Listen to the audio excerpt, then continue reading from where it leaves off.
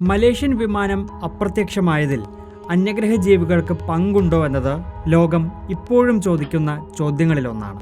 ആ ചോദ്യത്തിന് ഒരുത്തരവുമായി എത്തിയിരിക്കുകയാണ് SpaceX CEO Elon Musk. 6000 SpaceX ഉപഗ്രഹങ്ങളാണ് ഭൂമിക്ക് ചുറ്റും കറങ്ങുന്നത്. അവയിലൊന്നിലും അന്യഗ്രഹ ജീവികളെയോ സ്പേസ് ഷിപ്പുകളെയോ കണ്ടില്ലെന്നാണ് മസ്ക് പറയുന്നത്. ഒരിക്കൽ പോലും അന്യഗ്രഹ ജീവികളെ ചുറ്റിപ്പറ്റിയുള്ള വിവരങ്ങൾ കൈകാര്യം ചെയ്യേണ്ടി വന്നിട്ടില്ല.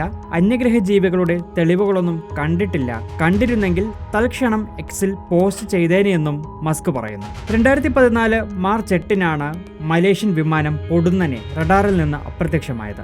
227 യാത്രക്കാരും 12 ജീവനക്കാരുമായി ക്വാലലംപൂർ അന്താരാഷ്ട്ര വിമാനത്താവളത്തിൽ നിന്ന് ബീജിംഗിലേക്ക് പറക്കവെയാണ് MH370 അപ്രത്യക്ഷമായത്. 10 വർഷത്തിന് ശേഷവും വിമാനത്തിന്റെ കൂടുതൽ വിവരങ്ങൾ ഇപ്പോഴും വ്യോമയാന രഹസ്യങ്ങളിലൊന്നായി തുടരുകയാണ്. നിരവധി സംശയങ്ങളും അനുമാനങ്ങളും ഉണ്ടായെങ്കിലും വിമാനത്തിന് എന്താണ് സംഭവിച്ചതെന്നതിൽ ഇതുവരെ സ്ഥിരീകരണമുണ്ടായിട്ടുമില്ല.